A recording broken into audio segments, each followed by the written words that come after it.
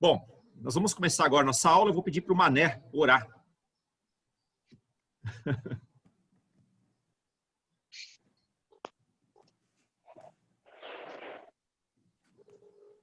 Você está sem som, Mané.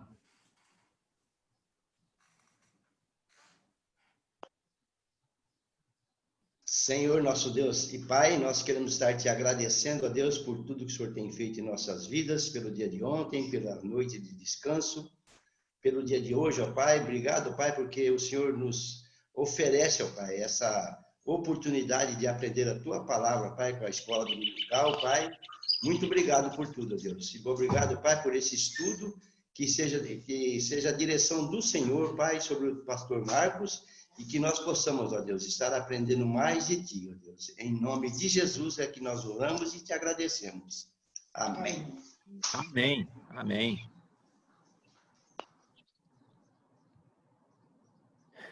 Muito bem. Eu vou fazer aqui a leitura de Tito, capítulo 3, dos versos 7 a 11.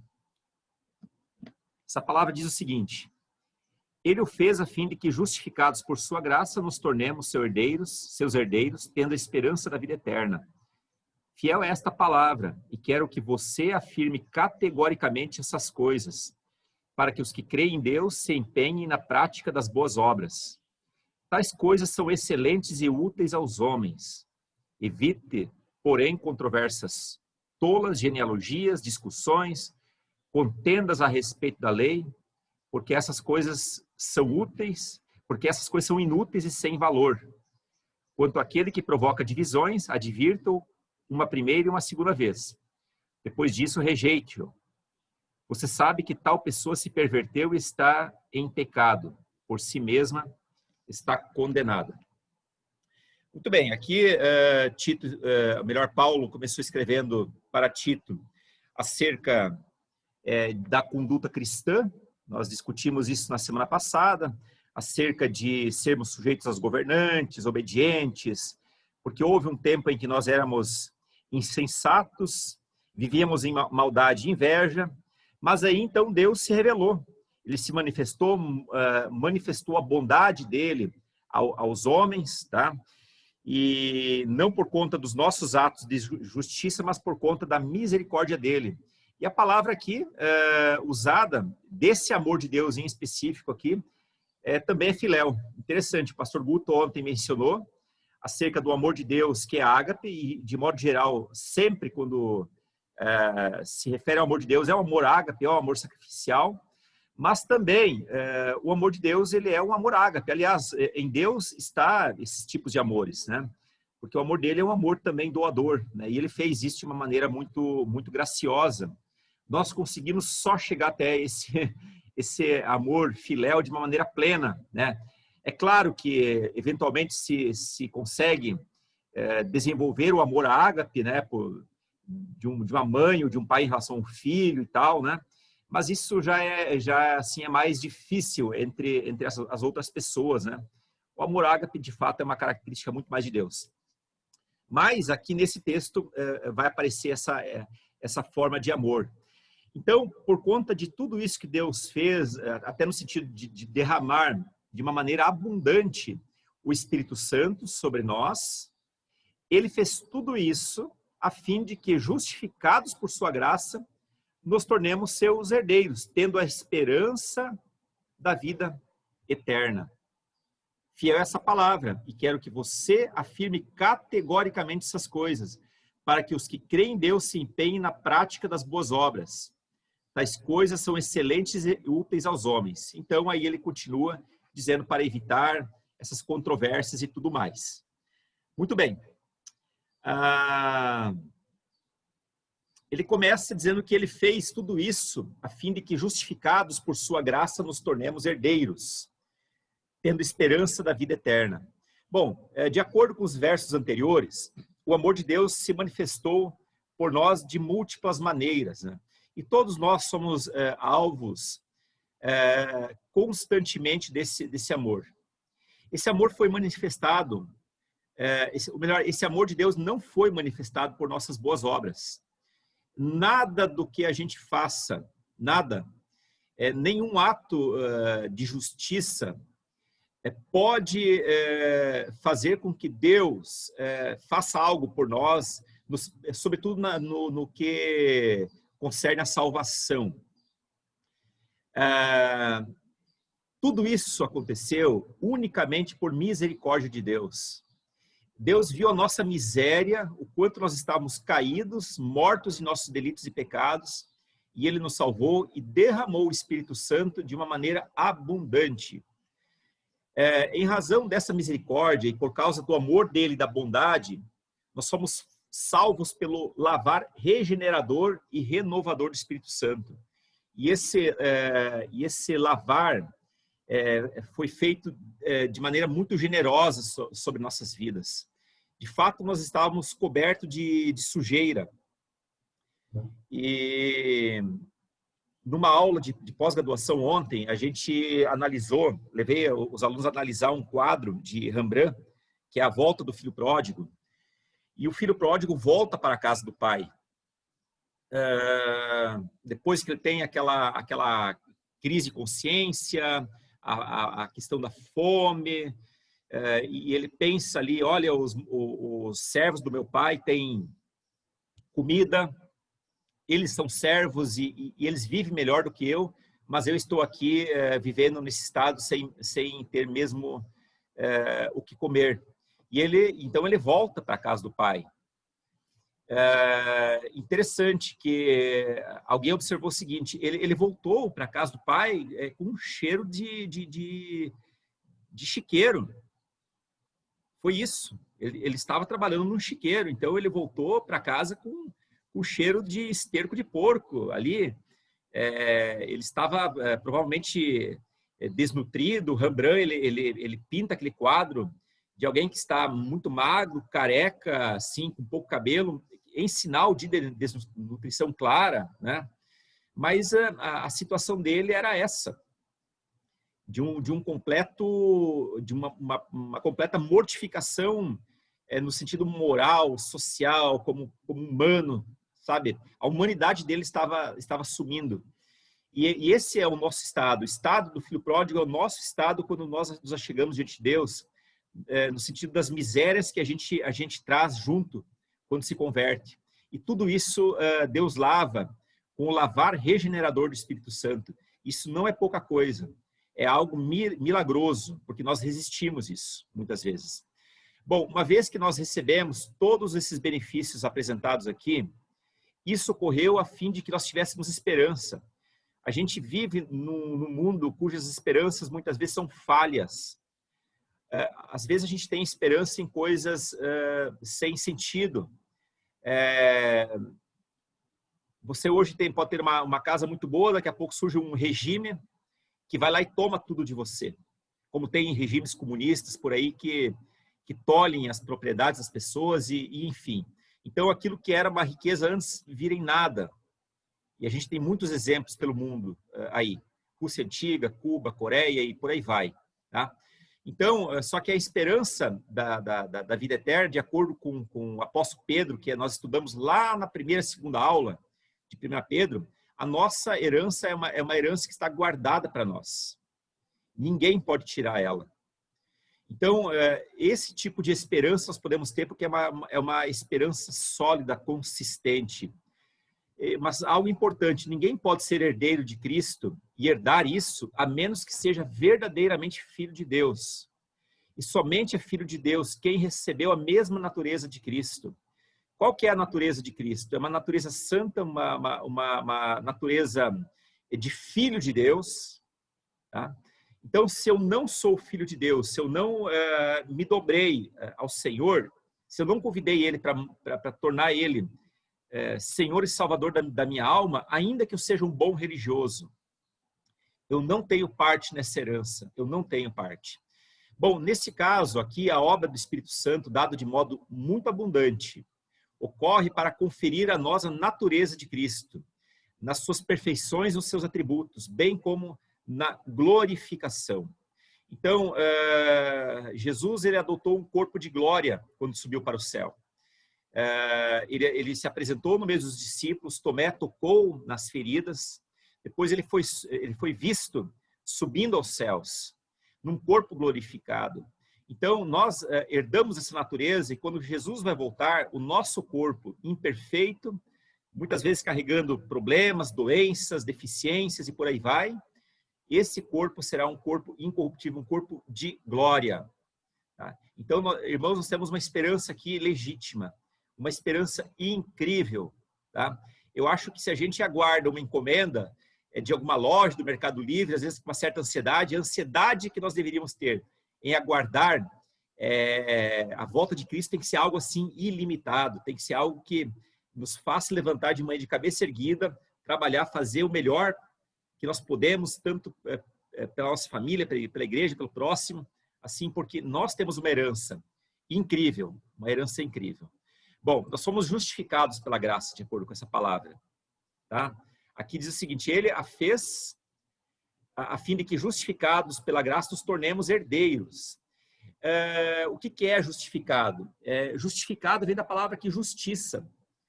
E justificação é um termo jurídico. Nós estamos muito familiarizados com o termo justiça. Agora, morreu aquela pessoa lá em Porto Alegre, ou melhor, ela foi assassinada, e as pessoas estão querendo justiça. Talvez muitos pensem em fazer justiça com as próprias mãos, porque não confiam na justiça humana. Então, justificação, ele é um termo jurídico. Significa que nós não fomos salvos por termos uma conduta justa, mas nós fomos justificados, ou seja, Deus olhou para nós pela ótica de Cristo e viu pessoas justas. Se Cristo não está, ele olha para o Mané, para a Maria Luísa, para mim, para a Cláudia, para o pastor Guto, com pessoas injustas. Agora, quando nós convidamos Cristo para entrar na nossa vida, ele não olha mais para nós, ele olha para Cristo. Ele olha para a gente através de Cristo, através do sacrifício dele. E ele vê ali pessoas justas. Então, a palavra que o pastor Guto pregou ontem, olha, nem tampouco eu te condeno, quando ele se refere àquela mulher adúltera, é de fato uma mulher ali que saiu dali justificada. Ele não imputou sobre ela os seus crimes, os seus pecados, mas declarou justa. A justificação não é apenas um termo também forense, não é só isso, mas inclui a transmissão da santidade que nos fornece alicerce para a vida e nos garante plena participação no tipo de vida que Deus possui e também que Deus dá. A vida de Deus é santa, então nós podemos participar agora desse tipo de vida que é uma vida santa.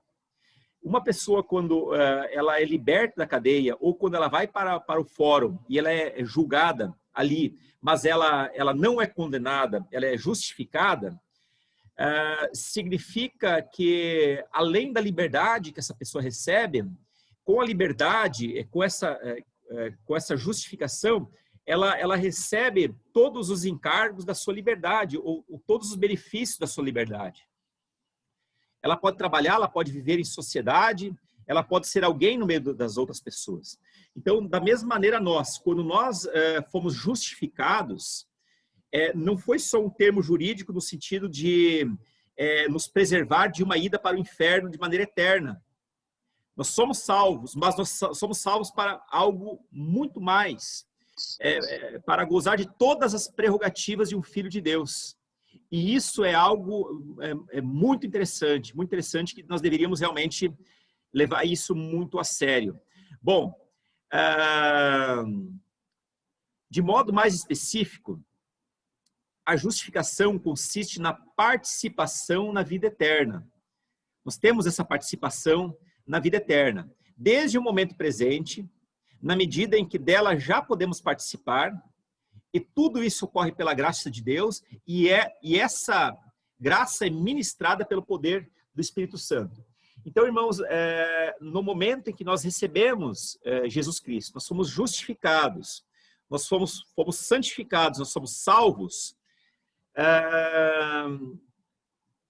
nós recebemos a santidade de Deus em nossas vidas. nós recebemos essa santidade, ela foi ministrada. Então agora nós podemos participar de tudo isso.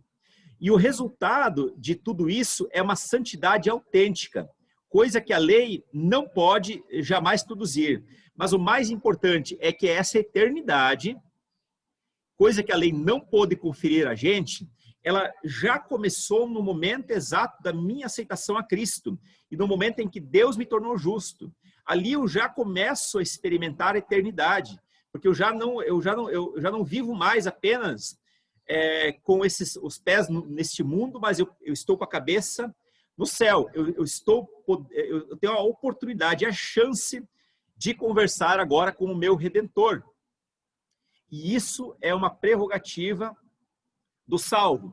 Só que essa salvação, essa eternidade começou, eu já sinto vislumbres dessa eternidade que já me foi revelada por meio de Cristo, mas ainda eu sinto o peso desse mundo, inclusive o peso seja dos pecados por mim cometido ou dos outros, que também os pecados dos outros influenciam na minha vida, às vezes de maneira muito negativa. Só que essa eternidade ela vai ser concretizada, ela vai ser manifestada de uma vez por todas no dia do juízo, no dia que Jesus voltar, então sim, acontecer aqui o juízo final. Mas nós já gozamos dessa eternidade a partir do momento em que nós participamos junto com Cristo dessa eternidade, dessa nova natureza. Bom, enquanto vivemos nesse mundo, devemos viver segundo a natureza de Cristo, com base em uma eternidade que já foi manifestada. Isso é um fato. E esse tipo de coisa precisaria nos constranger a vivermos uma vida santa. Ora, se eu recebi a eternidade, então eu devo viver já aqui nesse mundo como alguém que é herdeiro dessa eternidade. Eu devo fazer jus ao nome. Eu devo fazer jus ao nome de cristão. Nós estávamos conversando essa semana na igreja, aí o pastor Guto contou uma história acerca de uma empresa júnior. E nessa empresa júnior, se não me engano, é da universidade lá de Campinas, não, de Maringá. As pessoas que depois elas vestem o uniforme dessa empresa júnior, essa empresa de universidade, de consultoria, mesmo que ela não esteja na função, no seu trabalho ali, mas se ela estiver vestindo o uniforme da empresa, seja onde for, e ela cometer algum deslize ético, fizer alguma coisa errada, essa pessoa vai ser desligada dessa empresa, porque mesmo que ela não esteja ali trabalhando, mas ela está representando por meio da sua roupa aquela empresa, então, de alguma maneira, ela está dando um mau testemunho, ela está vendendo a imagem da empresa de uma maneira negativa. O que eu quero dizer com isso é o seguinte: uma vez que nós trazemos a marca de Cristo em nossas vidas, o selo do Espírito Santo, onde eu estou, onde é que eu estiver, ali eu estou levando a representação do reino de Deus. Então, eu estou na empresa, mas ali quem está é um cristão, porque eu estou revestido da salvação de Cristo. Então, se eu causar algum mal, algum dano na empresa para alguém, eu estou fazendo um dano para a própria igreja do Senhor Jesus Cristo, porque eu estou levando essa marca de Cristo na minha vida. Isso deveria ser rejeitado. E o que deve corrigir isso na minha vida é justamente o processo de santificação.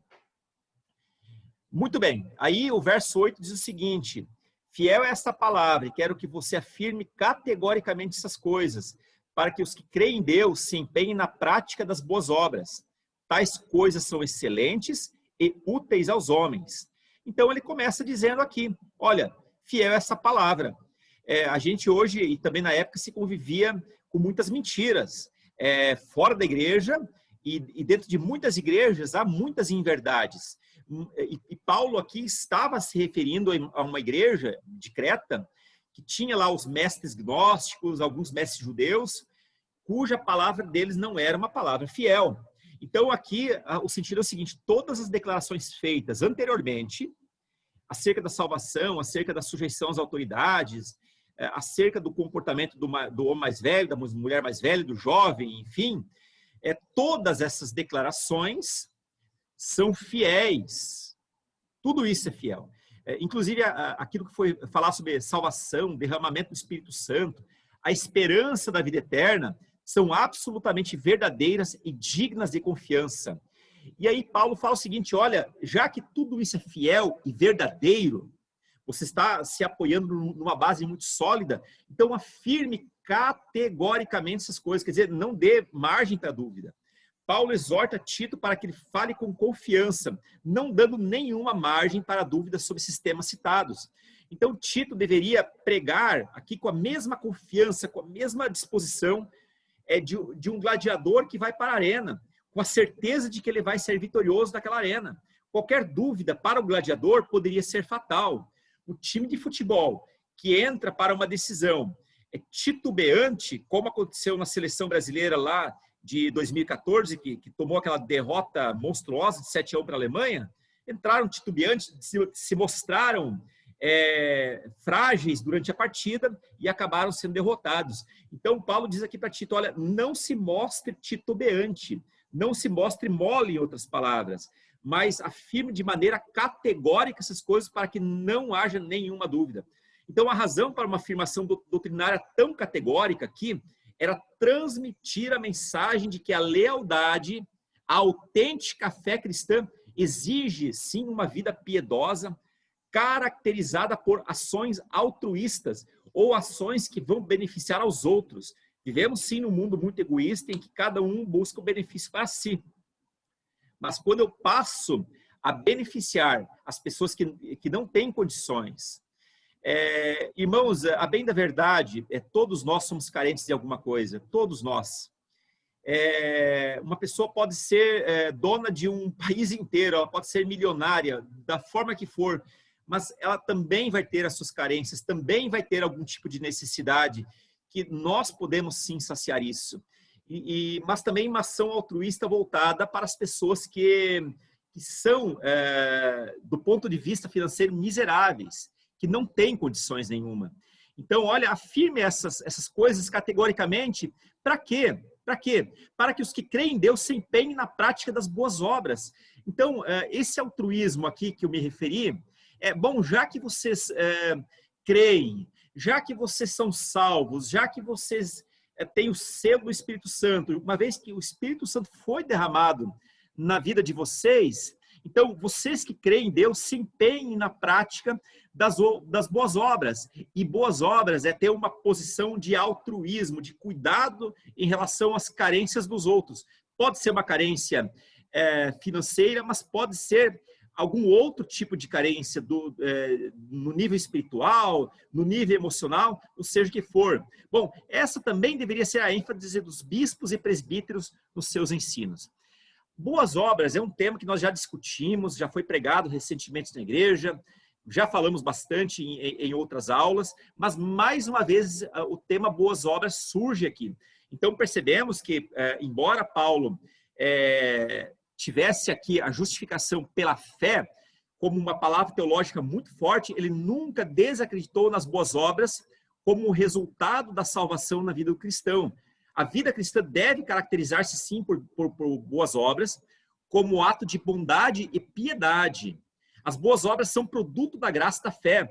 Então, quer dizer, eu não vou fazer boas obras para ser agraciado com alguma coisa, mas eu faço as boas obras como um resultado da salvação que Deus derramou na minha vida. Bom, viver em conformidade com a nova natureza que eu e você temos, ou seja, a natureza de Cristo, significa praticar boas obras. E de acordo com Tiago, as boas obras que praticamos constituem-se, de alguma maneira, uma prova da nossa fé. É claro que não é a única prova, mas é uma prova muito importante da nossa fé. Muito bem. A boa obra antes de tudo, uma prova de que amamos também as pessoas, mesmo as pessoas desconhecidas. Há pessoas que têm dom de ir para regiões de conflito, de desastres naturais e fazerem boa obra.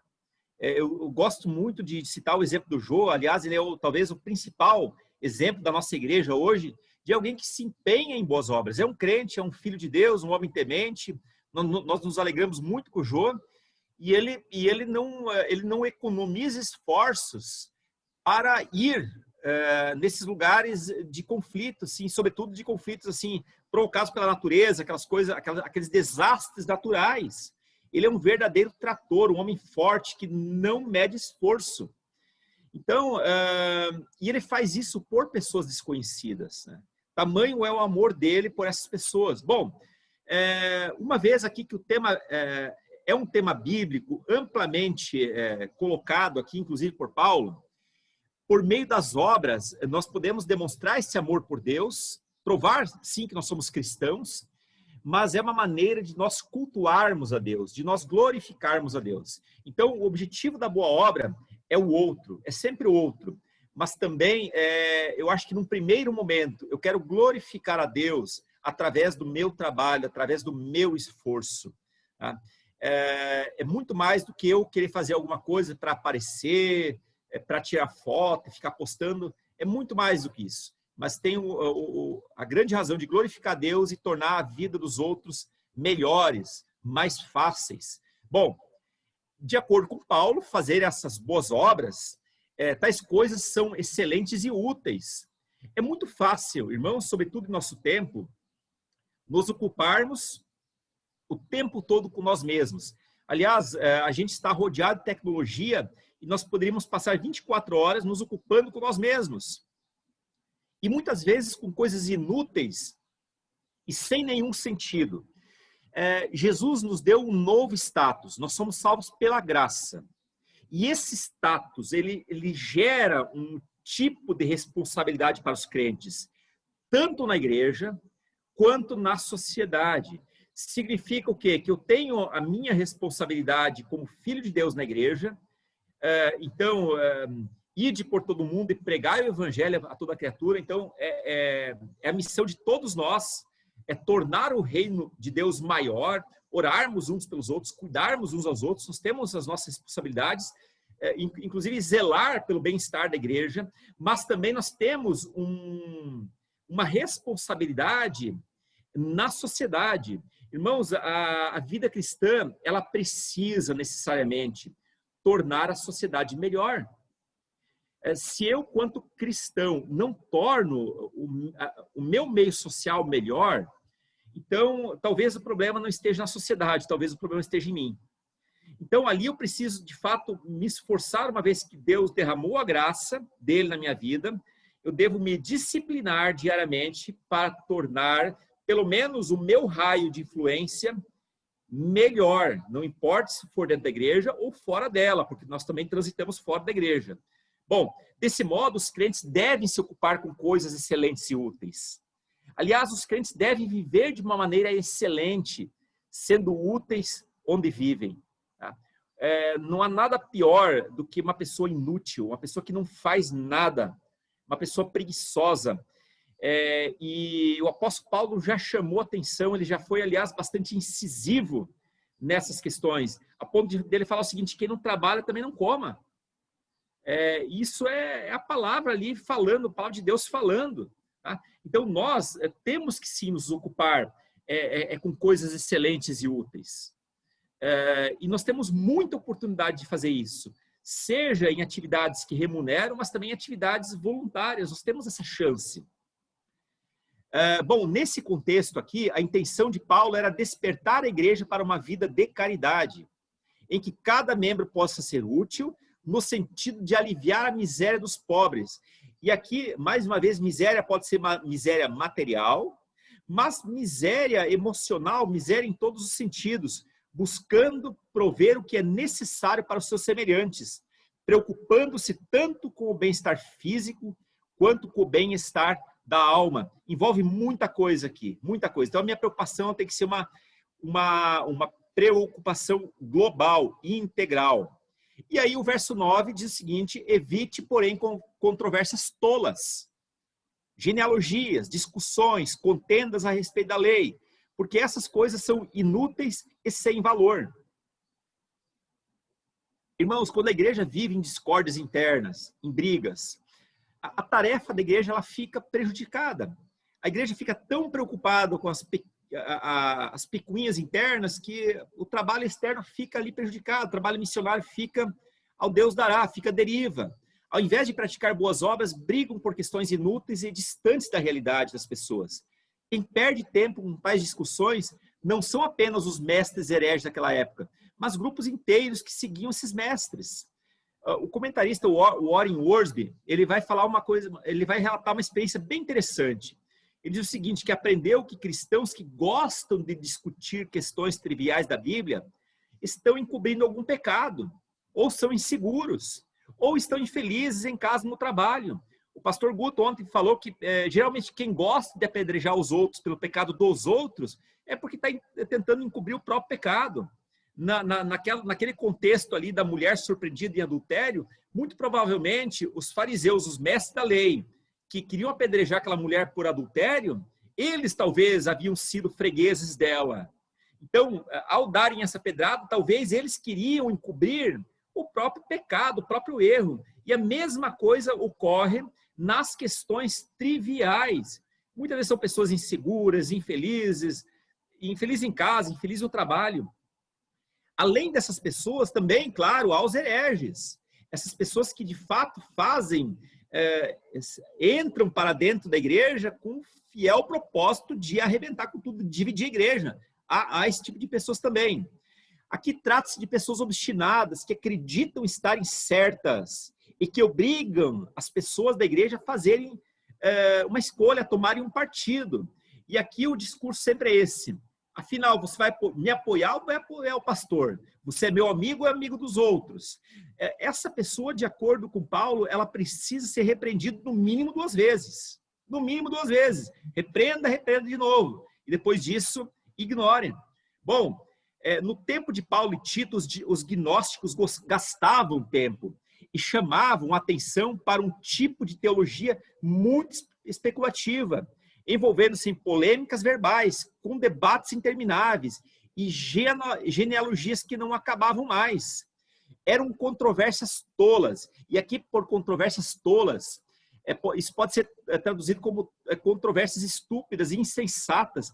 Aqui está em foco enigmas teológicos sem solução. Por exemplo, olha, não, eu tenho certeza que Jesus vai voltar antes da tribulação. O outro já fala, não, porque Jesus vai voltar depois da tribulação.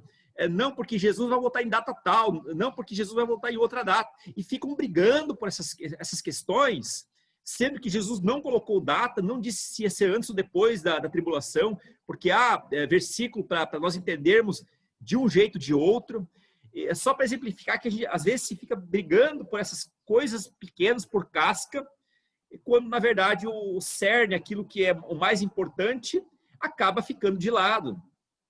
Quando ele fala em genealogias aqui, está em foco as genealogias judaicas. Os judeus tinham um orgulho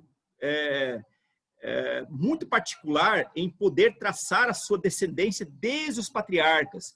E se nós lermos lá em Mateus e Lucas, a gente vai ver genealogias que mostram a descendência de Jesus até lá em Adão. Foi traçando essa árvore genealógica de Jesus até Adão. Bom, e eles davam grande ênfase a esses registros genealógicos completos sobre sua família. E para o contexto judaico, isso não era problema. Aliás, é algo que a gente hoje tem esse problema. Nós não sabemos nem o nome dos avós, quanto mais dos bisavós. Mas os judeus guardavam esse tipo de coisa porque era muito importante para a história nacional. O problema é que os gnósticos especulavam sobre a descendência, a ordem, inclusive a árvore genealógica das emanações dos anjos. E uma vez que eles consideravam aqui essas manifestações angelicais, também tinha o nome de aions, que são esses seres angelicais. E eles consideravam isso como mediadores e salvadores. Então Jesus era visto como mais um mediador entre tantos outros seres angelicais que também eram salvadores. Então, Paulo fala para Tito, olha, evite esse tipo de coisa, não dê margem para que esse tipo de coisa seja debatida na igreja.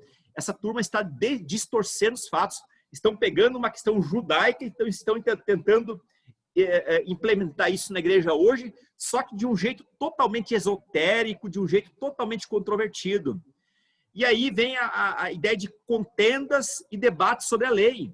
Os gnósticos haviam incorporado aqui certos aspectos da lei judaica, principalmente aqueles textos que incentivam o ascetismo. E o que é uma vida ascética? É uma vida em que a pessoa, por exemplo, se abstém de certos tipos de alimento, de carne. Bom, um exemplo de uma pessoa ascética era João Batista. De acordo com a palavra, ali ele comia, sobretudo o Evangelho de João, ele comia gafanhotos, mel silvestre, se vestia de uma maneira muito rudimentar, com pelos de camelo. Então, era dessa maneira que os ascéticos viviam. Só que muitos também eram celibatários, não se casavam, portanto, não tinham relações sexuais. Eles também se abstinham do vinho, e nós temos muitos casos no Antigo Testamento de pessoas que se abstinham do vinho. Então, assim eram os ascéticos, ou melhor, esses gnósticos, esses mestres, sobretudo judeus, que de alguma maneira pegaram, de acordo com as lições anteriores, aspectos da lei judaica e implantaram, fizeram uma mistura aqui com o cristianismo, e diziam que a salvação se dava por meio de um conhecimento, eu diria assim, um conhecimento esotérico, um conhecimento diferenciado, não necessariamente o conhecimento de Cristo, quando ele fala assim, conheceis a verdade vos libertará. Não é sobre esse tipo de conhecimento, é quase que um conhecimento aqui esotérico, tá? Então, mais uma vez, evite esse tipo de contendas, porque são contendas e debates sobre a lei que não produzem nada. E talvez eles incentivassem até a circuncisão como requisito necessário para esse tipo de salvação. E Paulo já tinha dito que, olha, a circuncisão que Deus fez foi do coração, por meio do Espírito Santo. E aí o apóstolo Paulo diz que essas coisas são inúteis e são coisas sem nenhum valor. Ou seja, são discussões necessárias e sem nenhum proveito. E pior, elas são prejudiciais. As boas obras, pelo contrário, produziam um bom resultado, elas eram úteis. Só que essas controvérsias, lançadas pelos gnósticos, por esses mestres da antiguidade, eram totalmente inúteis. E além de inúteis, Paulo reforçou a ideia ao dizer que tais discussões eram sem valor e também eram fúteis.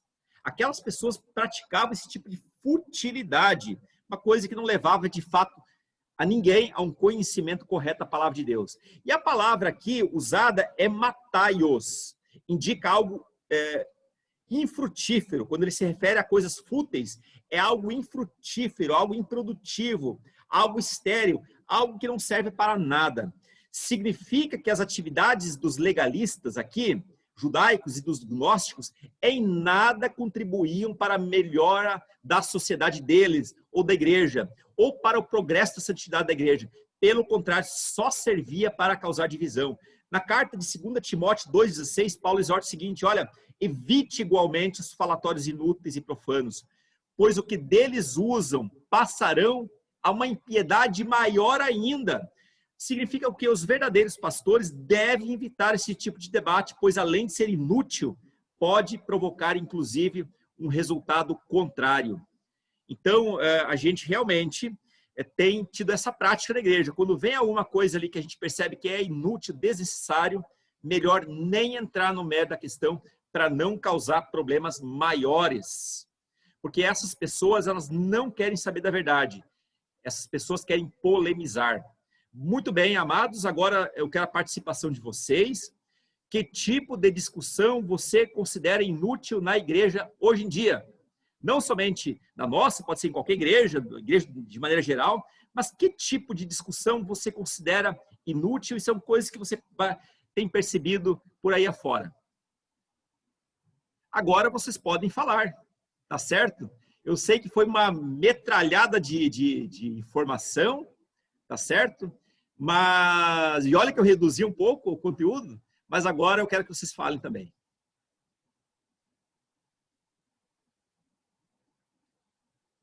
Que tipo de controvérsias tolas, de discussões sem sentido você percebe na igreja de maneira geral hoje?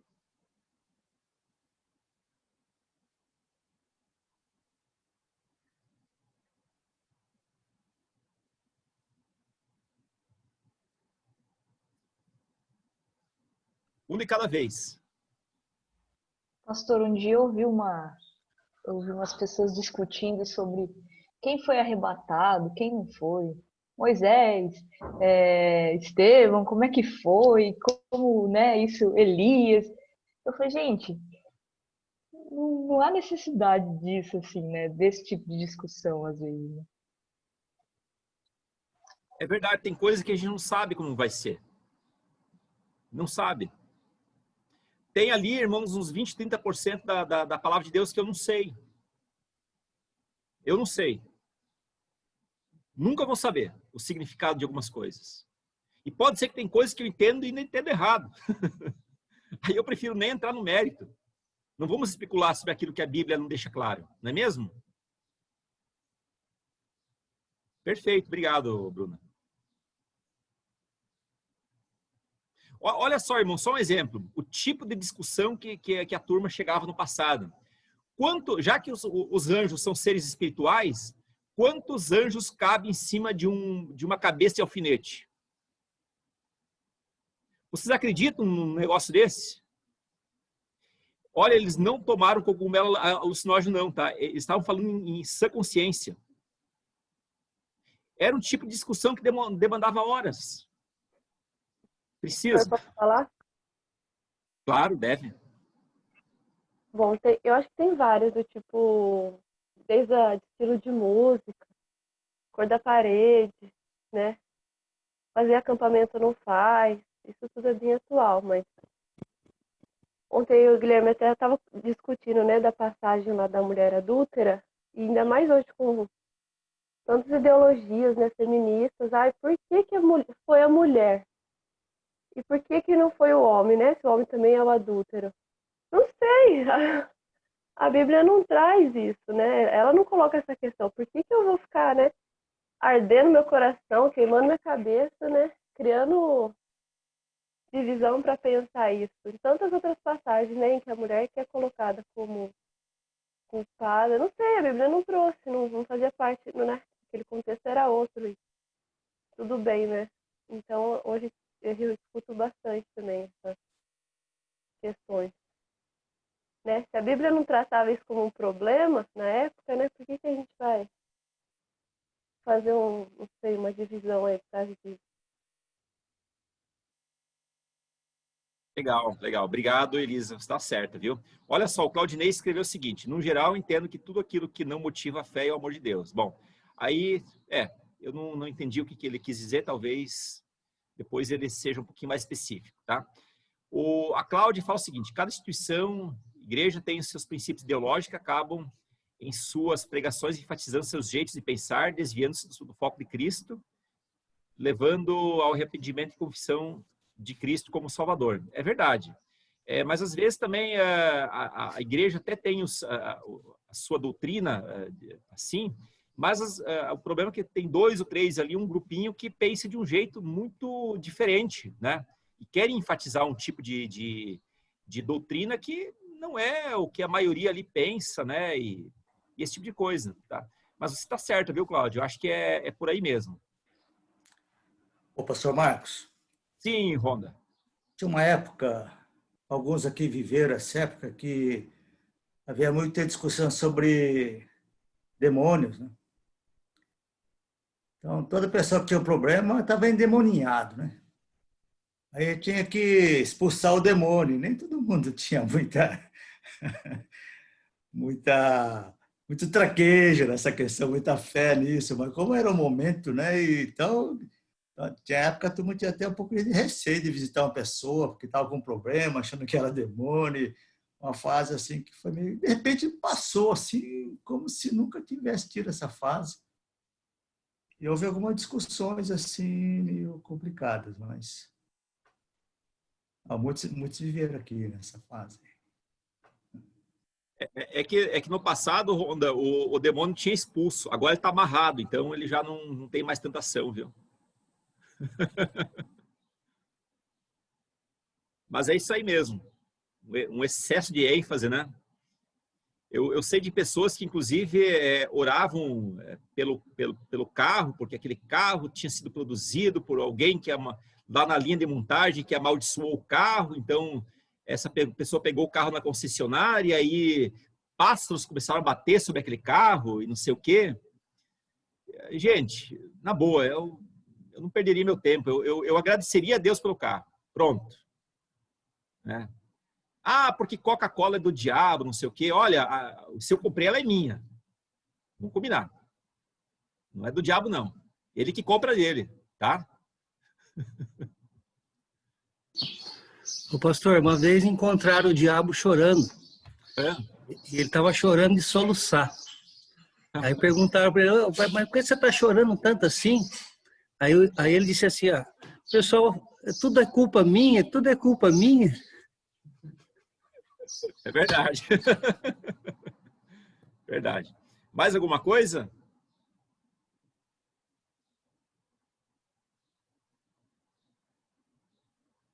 Não sei se o pastor Guto gostaria de falar algo aí na sua experiência pastoral, aí alguma coisa aí que já passou, tem tido experiência. Se quiser, tá? No chat aí tem a questão que o Gilson deixou escrito ali, que é um assunto polêmico histórico, predestinação ou livre-arbítrio, né? Ah, sim. Isso aí são só questões de visão doutrinária, né? E existem amplos debates acerca disso e tem gente que briga por causa disso, né? Então, claro, nós temos a nossa posição doutrinária com relação ao livre-arbítrio, né? Aquilo que nós cremos. Porém, ficar discutindo isso é aquilo que eu aprendi com o Dr. Valdir Stornagel, né? Falava assim, olha, não gaste tempo nem energia discutindo casca, né? Se você tiver que brigar por alguma coisa, que seja pelo cerne, né? Então, se alguém falar para você ou afirmar para você que, por exemplo, que a salvação é pelas obras, então você deve até brigar para combater isso, né? É algo que vale a pena você se desgastar, né? Ou alguém afirmar que outro que traz a salvação e não Jesus Cristo, né? Então aí é uma, digamos assim, entre aspas, é uma briga que vale a pena entrar, né? E é isso que, por exemplo, os missionários fazem, né? Eles até morrem defendendo que é Jesus Cristo que é o Salvador, que é o único Salvador. Então, algumas coisas, na verdade, a maioria das coisas não vale a pena, não vale a pena, é casca e a gente não precisa se preocupar com isso, né? Então, mas existem as verdades bíblicas que são cerne e essas a gente não pode abrir mão. Essas, o Dr. Valdir falava assim, se você tiver que morrer por causa disso, então morra defendendo isso, né? Mas tem que ser o cerne, não a casca. Perfeito, irmãos. Eu acho que deu para dar uma passada, né? Vamos continuar aqui? Legal, eu vou refazer aqui. Obrigado pela contribuição de todos. E aí, no verso 10, diz o seguinte, olha, quanto àquele que provoca discussões, advirta-o uma primeira e uma segunda vez, depois rejeite-o. Quem provoca discussões inúteis é chamado de faccioso. Uma facção é um agrupamento, um partido aqui, tá? A palavra grega usada para facção é airéticos, de onde vem a palavra herege, herético, sectário, tá certo? Os cristãos lá no passado, eles eram chamados de sectários pelos judeus, tá certo? Então, onde é que essa palavra ela vai acabar sendo empregada? Paulo empregava esse termo apenas para se referir a grupos e partidos dentro da igreja, gente que fazia divisões. Quem se agarra a uma questão bíblica e arrasta pessoas atrás de si, como se isso fosse essencial para a fé, essa pessoa é um sectário, é alguém que está fazendo um partido, um agrupamento paralelo dentro da igreja. Irmãos, eu até posso, assim, e eu realmente acredito na questão do livre-arbítrio como teologia aqui da salvação, mas eu amo aos que não creem dessa maneira. Não tem problema nenhum. Tem aqueles que entendem que é pela predestinação, tudo bem. No final, lá Deus vai dizer quem estava certo. Não, aliás, eu acho que não vai nem se preocupar. E nós nem iremos mais se preocupar lá no céu com essas questões, tá certo? Mas eu sei de pessoas que, inclusive dentro da igreja, a gente vê isso muito em sala de aula, né? Sobretudo com seminaristas novos que ficam brigando por essas questões, sabe? Isso realmente não leva a lugar nenhum. E essas pessoas são chamadas de sectárias, porque elas querem que os outros tomem um partido. Por exemplo, hoje há muitos métodos de expansão de igreja, que não são necessariamente bíblicos, mas também não são mundanos ou diabólicos, mas são estratégias de marketing para levar igrejas ao crescimento. O problema é o seguinte: quando um pastor, um líder, se agarra a um tipo de modelo de crescimento em prejuízo de grande parte da igreja, tal pessoa está praticando sectarismo, partidarismo. É isso aí. Uma igreja, ela caminhou de uma maneira tradicional por 30, 40, 50 anos. E aí vem alguém e quer mudar tudo de um dia para a noite. Vai quebrar a igreja. Aquele método que o pastor, o líder, usou é errado? Eu não estou dizendo que é errado. Às vezes pode ser um método muito bom. Mas, ao fazer isso, de uma maneira tão abrupta e tempestuosa, o pastor está sendo um sectarista, um partidarista. E, de acordo com Paulo, lá nos primórdios, no uso dessa palavra, está sendo um herege. Ainda que ele pregue uma doutrina correta, mas ao praticar esse tipo de divisão, ele está sendo um herege, de acordo com a origem da palavra. Bom, de acordo com Paulo, a primeira coisa a se fazer nesse caso é advertir, e advertir novamente se for o caso. Se não houver arrependimento, essa pessoa precisa ser rejeitada, ou ela deve ser rejeitada. O homem faccioso que provoca discussões deveria ser rejeitado. Inicialmente, essas admoestações ou advertências são dirigidas aqui para os gnósticos, mas eram dirigidas também contra os que traziam uma doutrina correta, mas ficavam criando divisões na igreja, ou se cercavam de pessoas por desejarem poder. Esse era o ponto. Então, assim, na concepção inicial, o herege aqui não era só quem trazia uma doutrina errada, mas hoje tem muitos pastores cuja doutrina é certa. Os princípios de fé dele estão corretos. O problema é que a conduta, a maneira de se portar em relação a esse tipo de doutrina e diante da própria igreja está sendo uma forma equivocada, errada, levando a igreja a uma divisão. E isso também é um tipo de heresia. Os hereges modernos, eles são perturbadores, que buscam poder e glória pessoal, muito mais do que o bem-estar da igreja e a glorificação de Deus. Eles são líderes de pequenas facções dentro da igreja, que geralmente afirmam ser mais puros e mais cheios do Espírito Santo do que os demais. Segundo o sentido original, esses líderes são hereges, ainda que tal palavra não seja mais usada nesse sentido. O conselho era rejeite-o. No contexto de Tito, não se fala aqui inclusão, mas de algum modo de silenciar essas pessoas. Rejeite, não deixe essas pessoas criarem asas, porque elas vão acabar destruindo toda. Seria mais ou menos assim: eu me acho muito espiritual porque eu faço jejum, porque eu leio a Bíblia 20 vezes no ano, e agora eu começo a medir a espiritualidade dos outros pela minha. E aí eu começo a ganhar seguidores. Irmãos, ainda que a minha doutrina esteja correta, a minha motivação está totalmente errada, porque eu estou tirando a igreja da unidade. Quando eu tiro a igreja da unidade, eu estou cometendo um ato de heresia. E aí, para finalizar, o verso 11. Você sabe que tal pessoa se perverteu, essa que faz esse tipo de coisa, de divisão, e ela está em pecado, por si mesma ela está condenada. Pervertido, perversão. Trata-se de quem se desviou da verdade ou do caminho certo. Tal pessoa vive pecando. Trata-se aqui de um pecado contumaz, com ação contínua, próprio de alguém que rejeitou a verdadeira fé. E eu não estou aqui falando aqui de pecados grotescos. Paulo tampouco está falando aqui de pecados grotescos. Ele não está falando aqui de pecado de adultério, pecado de assassinato, mas é um tipo de pecado faccioso. E ele chama isso de que quem comete esse tipo de coisa é pervertido.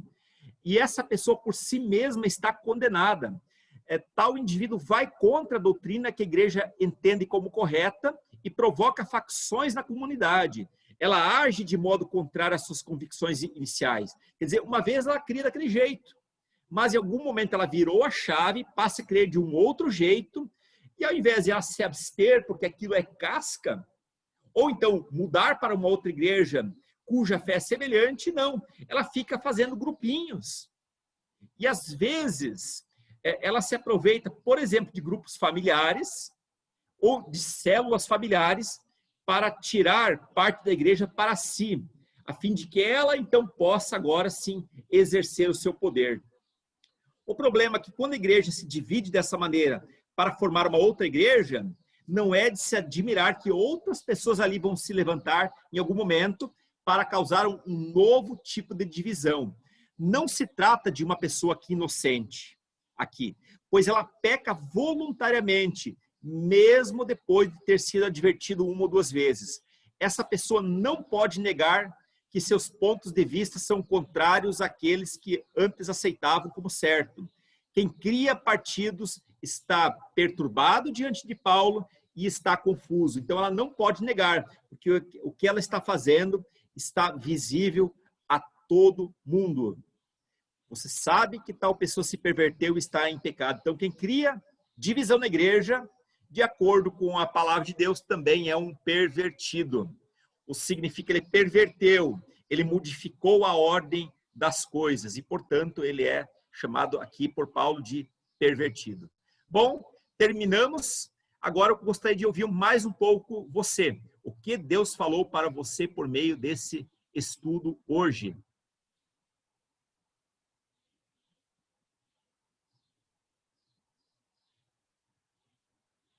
Ficou claro? Ficou entendido? Ficou difícil? Tem algum ponto que você não entendeu?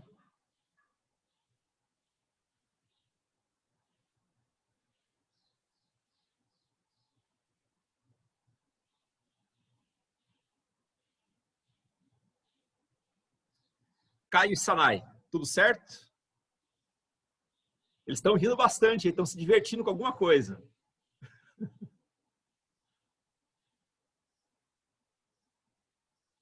Pati Godoy, você entendeu tudo ou não entendeu nada? Olha, pastor, uma coisa que durante o estudo de hoje veio muito à minha cabeça, muito ao coração, é julgar menos. Julgar menos. Essa é a palavra que ficou para mim desse estudo de hoje. Julgar menos, apontar menos, né? Então, acho que é isso. Ótimo, obrigado.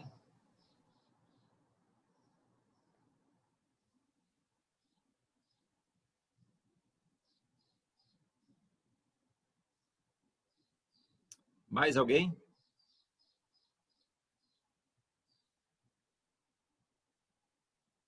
Eu concordo com a Paty, né? Porque a gente tem que julgar menos, porque senão a gente faz o trabalho de Satanás por ele, né? A gente não precisa nem fazer nada. A gente já vai na frente. A gente mesmo já divide a igreja, a gente mesmo já, né, fala mal do pastor, a gente mesmo já põe minhoca na cabeça dos irmãos. E é bem isso mesmo. Começa por julgar menos, né? Julgar a gente primeiro, né? Para não ter que julgar o outro, realmente. Bem. O Pedro Sakuma está querendo dizer, fez a seguinte questão aqui. Olha, é uma pergunta difícil, viu, Pedro? Há como sermos pervertidos sem mesmo saber? Olha, eu acho que a pessoa sabe, viu? Eu acho que a pessoa sabe. Ô, Marcos, Guto, o me que ajuda me... nessa aí. Eu vou pedir ajuda para os universitários aí. Guto, me ajuda nessa aí, porque eu estou com dificuldade de responder isso, viu? Você não tem outra pergunta, não, Pedro? O que eu acho é o seguinte, o perverso, quando ele pratica a perversidade, ele sabe o que está fazendo, tá? Ele não é alguém assim, eu fiz uma coisa errada e eu não sabia que estava fazendo errado, né? A gente tem uma natureza caída, né? A gente sabe que a gente é inclinado para o mal. Então, eu acho que é uma desculpa que não cola, né? Então, mesmo porque se você é um crente de verdade, o Espírito Santo te convence do pecado, da justiça e do juízo, né? Então, nesse caso, sendo alguém da igreja, né, que já conheceu a Cristo e tem o Espírito Santo, eu acho que não há possibilidade, não. Agora sim. Legal, Pedro. Obrigado aí pela sua pergunta, viu? Continua fazendo perguntas desse tipo aí, porque enquanto que o Guto estiver aqui, eu estou tranquilo, viu?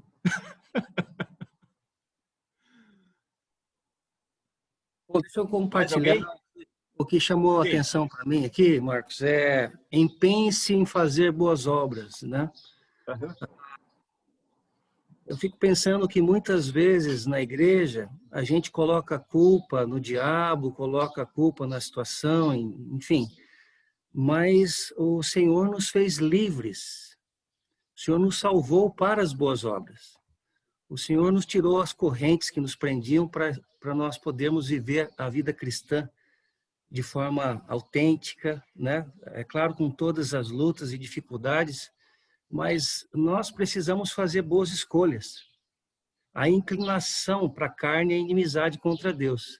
Então nós precisamos, por exemplo, saber com quem que a gente anda.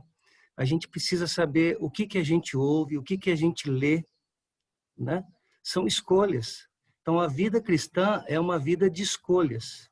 Se nós não fizermos boas escolhas, nós não vamos dar caminho para as boas obras. Só finalizando. Você fechou teu microfone, Márcio. Só finalizando, quando o pastor Guto falou sobre a mulher adúltera, o próprio Jesus não a condenou, mas deu uma advertência. Ele disse assim, vá e não peques mais.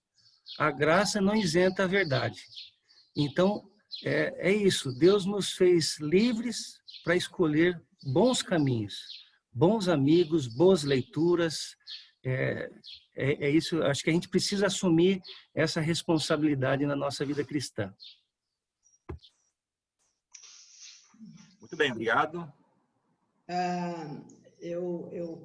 Ouvindo o Márcio, me lembrei de um versículo de Romanos 14, 22, que diz assim, no final, cuidado para não seres reprovado naquilo que aprovas, não é?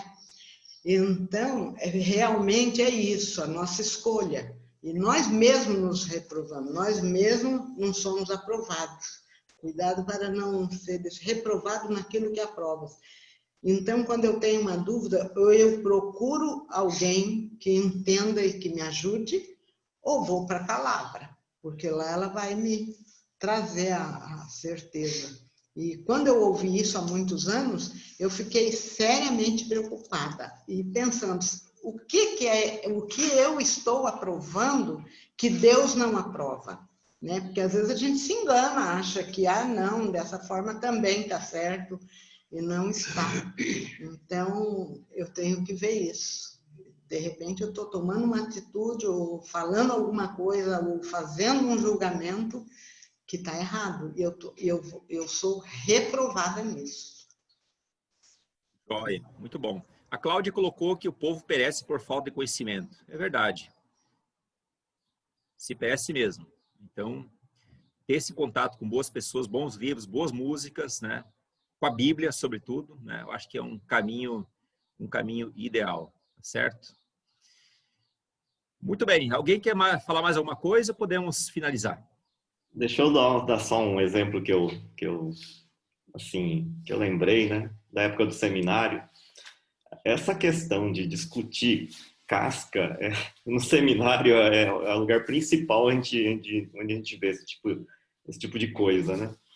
E lá em Curitiba, uma vez, tinha 2 grupos brigando, né? Eles começaram com a briga sobre se o pastor deveria usar a batina ou não, porque algumas denominações evangélicas os pastores usam, né?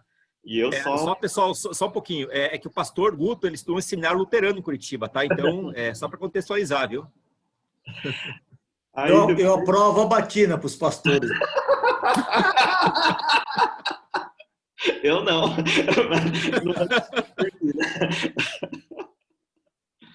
Mas aí a discussão avançou e aí daqui a pouco eles estavam discutindo sobre se deveria colocar velas no altar ou não, né? E ficou aquela briga e eu só assistindo aquilo, né? Aí de repente alguém virou para mim e falou assim: e na Holiness, usa vela? Ah, de pronto eu já respondi: claro que sim. Aí todo mundo ficou mudo, né? Eu falei, quando acaba a luz, né?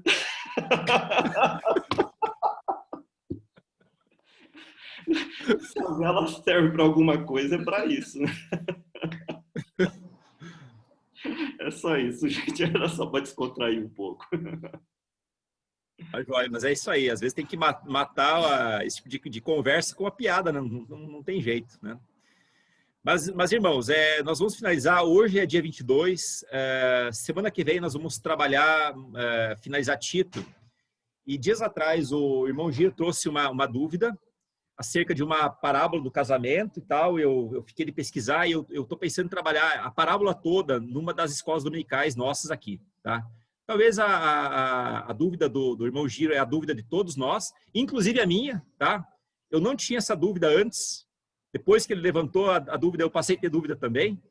Então eu vou estudar a parábola e a gente vai estudar todos juntos ela aqui, ali, talvez no último momento aí, tá bom? Então, irmão Giro, tem um pouquinho de paciência que nós vamos trazer o assunto inteiro aqui, tá bom? Gente, vamos orar e finalizar? Eu vou pedir para a Paty Godoy estar orando aí para finalizar esse nosso momento aí, tudo bem? Tudo jóia. Senhor Deus, obrigada por esse estudo.